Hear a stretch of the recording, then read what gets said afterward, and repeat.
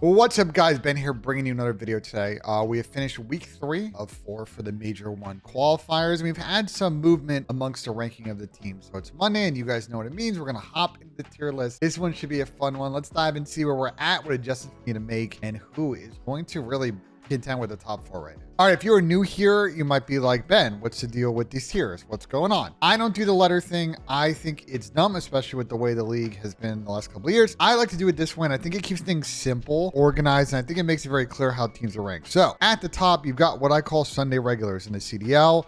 At tournaments other than champs, Sunday is where the top 4 play. That's where you get winners finals, losers semis, blah, blah, blah, blah, blah. It's generally going to be 3 or top 4 teams in this category, teams I expect to make most, if not all, Sundays. The next here is potential contenders. Usually, this means teams that I feel pretty confident are going to finish like top 6. Basically, teams that I don't think I'm super worried about making champs and being competitive by, are they going to win the event? If it all clicks, maybe. But most likely they're just going to be, making it deep on Saturday. Work to do are like teams that are potentially going to win like a series or 2 at the event, but more likely or not might finish dead last, but they could finish top 8. They're really kind of on the edge of making a roster change or not, on the edge of making champs or not. And then missing pieces is teams that I think need to make a roster change in order to proceed to try and win something or get something done in this CDL. All right, let's start from the top. I've been starting from the bottom the last couple of these, but I think we start from the top. It's going to make this pretty easy. So we start off with the New York Subliners, who had 2 matches this weekend, a nice 3-1 victory after dropping the first map to Minnesota Rocker, which was a terminal hard point, is what it is. Kind of a I don't know. I think it's a pretty 50-50 map sometimes because of the spawns. And then a pretty nice win against Thieves. The only map they dropped was an invasion control. So some stuff for New York to work on. I mean, if I know it says Sunday regulars in no order, like for now, I'm just going to shuffle New York like here. I think this is sort of how I would order it like this. But, for New York, listen, they're solidly top 4. They're 7-0 in search. They haven't dropped a series yet. In fact, actually, I'll put them above. And we'll just do this. They haven't dropped a series yet. 7-0 in S&D. There's some stuff they need to work on in Respawn because I'm not entirely convinced, especially in Control, that this team is going to overcome some issues. But, they look really stellar on Karachi. They look really stellar on Skid Row. I like where New York is trending prep-wise going into Major 1. We're going to see them play Toronto and Boston next week, though. So a top 4 matchup, the second for New York, and they already won 1 against Optic to split, and I think they're likely getting the top seed potentially at this event. All right, next up, Atlanta FaZe, and they're in kind of a snoozy part of their schedule. FaZe are a consistently top team, and they had LAG in Vegas this weekend, and they didn't drop a map to either team. In fact, they're on a pretty decent run going all the way back to the Boston series. They've only, since they won Game 5 of that series, they only dropped like 1 map. I think it was to Seattle. It was I think it was a high-rise SD. They're in cruise control right now, starting to really kind of play all of the maps. I think there's only a couple they haven't played at this point. Just like with New York, I think their Karachi's in a really good spot. Their Invasion's in a really good spot. I'm very curious to see how FaZe match up against Optic at the end of next weekend. They have Carolina left. So I think at worst, FaZe is going to be 6-1 and getting maybe the 1st or 2nd seed for the split. All right, next up, Toronto. They had Seattle, who it was a pretty honestly clean series from Toronto, even though I thought Kyler played pretty well in that one for Seattle. Toronto just kind of slammed them. And then a pretty good series against Thieves. They only dropped like around 11 in search. That's the one game up for Toronto right now that I'm a little bit iffy about. They've dropped 3 searches, 1 LAG, 1 to Boston, 1 to Thieves. And they have beaten Carolina with a terrible team in S&D, and Seattle 6-0 on Karachi is pretty impressive. So need to clean up the S&D, but they look like a top 2 hardpoint team in the game. Control looks dominant as well. If they can finish and clean up their respawn, I like where their game is at going into Major 1. And then finally, Optic Texas. And the reason I put them 4th of the 4, I know it says in no order, but I order them for now. Optic had to reverse sweep Vegas in their only match this weekend. They went down 0-2 in that series, and then, Vegas' control woes, and they kind of grab momentum from there, and a nice 6-1 win last map. So I like the greatness to come back from Optic. Just like with Toronto, the search game might be some weakness for Optic, but control looks really good.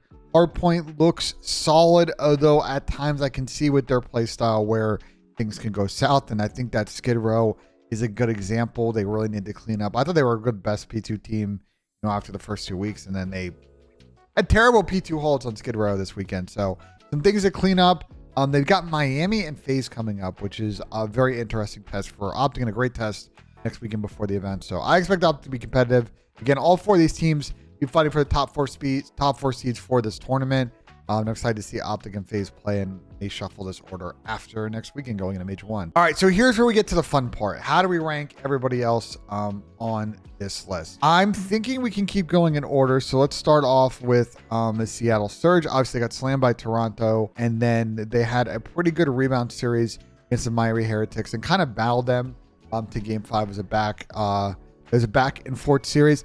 I just think the problem for Seattle right now, now that Illy's not dropping 1-2s anymore, is if Kyler's not frying, like, this team cannot beat a really good squad. Against the bomb squads, I think they can still get it done, but they're not really going to be competitive against anybody unless Kyler's frying. So I think I'm going to watch. Seattle could make a roster change after Major 1, but I think they're atop the mid-pack. So for now, we're going to leave them potential contenders. But having now played FaZe Optic in Toronto and only 1-2 maps against those 3 teams, don't really see them challenging the top 4 at the moment. All right, so here's where we get fun. Miami Heretics played Seattle and Boston this weekend. We just talked about the Game 5, which went down to around 10 on Skid Row. Miami battled in that series. And I would have thought, okay, then they're going to play Boston. They're going to rebound 1-1, solid week. And then, they won that first map, Karachi, against Boston. We're like, okay. But then a tough round 11 watch, a loss on Terminal, where I think on offense they did a do-nothing strat, which I wasn't a fan of.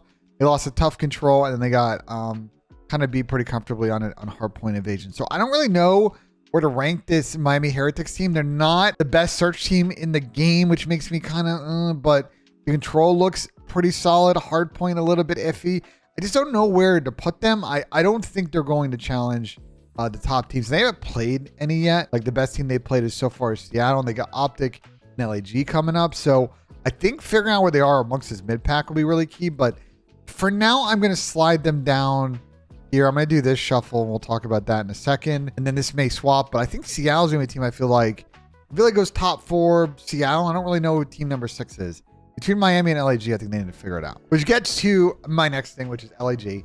Got slammed by FaZe, although to be fair, 3-0, the 2 respawns were very close. I think LAG could have won both the respawn maps, but the S&D was not. And then LAG had a very nice 3-1 victory over Boston, only dropping an S&D. So here's my read on LAG right now. S&D, they're not that good at it. They really need to improve in that game mode. It's a massive weakness, and they've only played 2 of the 5 S&D maps. So that's a bit worrisome for me. But in respawn, they are getting in positions for them to win some of these maps. They're just not closing it out. And because of that, I cannot put them in potential contenders, even though I think they have the potential right now to be maybe number 5 or number 6 in the rankings. But just those 2 weaknesses, I think, are going to kind of prevent me from moving them up. And they've got my Minnesota and Miami coming up, and they're right now 2-3, and I can conceivably see them going 2-0 next week and being on 4 wins. So a big week upcoming for LAG because they've slowly made their way up the standings here. I have them as somewhere probably 5th, 6th, or 7th seed, and we're going to find out next week where they rank amongst the 3, or are they going to slide further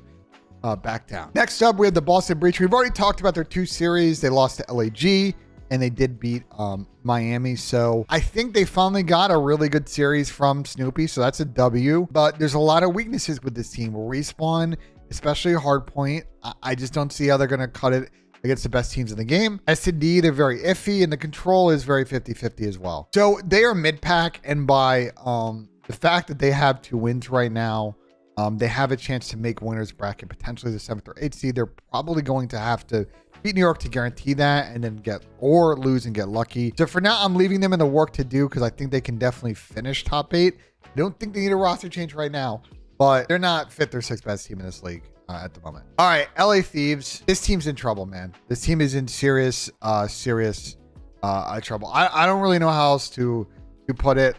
They played us Toronto. And, they won in the round 11 search, like, great. But they are now they won 1 out of 9 hard points they played this season. I don't know what to say. Like, you're not going to win series if you can't win hard points. Their S&D's not that good either. They've won some controls, lost some controls. Okay. But I'm going to be honest. I just don't see it with this team. Carolina coming up. Maybe they win that. But I'm putting Thieves in they need a roster change category. I just don't see how this team could be competitive. Maybe they get lucky and get top 8 this first event, but even then I think they should make a change. And next up we have the Minnesota Rocker. This is another team that unfortunately I'm moving down a tier. I don't know where to rank these teams within this tier, and I'm not really gonna try to be honest. They played New York. First map I thought was very solid from Rocker. I thought accuracy especially played well. But from there we saw why New York is the better team. Continuing their S&D run up, the control high rise wasn't close at all, and then it was an invasion hardpoint that I think New York did a good job closing out. So okay, at that point, like, and then Rocker had kind of a gimme series against the Carolina team with a sub, and nothing I've seen from Minnesota convinces me that this team is good. They have to play LG in Seattle next week, and I don't know if they're going to win either match. I still think with the way that Big Wake's playing, with Lamar's playing, Reese, Linz is the only one on the team I think that's capable right now. I think they need a roster change after Major 1 for sure. All right, Carolina Royal Ravens. They had one series. We just talked about it. They played with TJ instead of Real, and this team sucks. I don't want to sugarcoat it. They've got 3 map wins. They were all in one series. Every other series they've gotten 3-0'd. They're not good. They're not a good team. They need a roster change. They might need 2-3 changes. Don't want to waste too much oxygen. Don't want to sit here and try and figure out a way for them to be good. They're not good. If they haven't figured it out by now, they're not going to figure it out. They got FaZe and Thieves coming up. They're not going to win either series. It's chalked, man. It's super, super chalked. Another team that it's definitely chalked for is Vegas. And I actually think that if they were somewhat decent in control, we might be having a different conversation about them this week, because I think they might have closed out that series against Optic in 3 or 4 maps. Instead, the minute the map 2 ended and they were up 2-0, I'm like, yeah, Optic's still going to win this. Me and Sam Octane were joking about it in our watch party. And then against FaZe, we weren't able to see map 1 due to tech difficulties, but the other 2 maps were not close. Just like with Carolina, I don't see it for this team. They have not won a control all season. They're now 0 for 6. They've got Toronto coming up.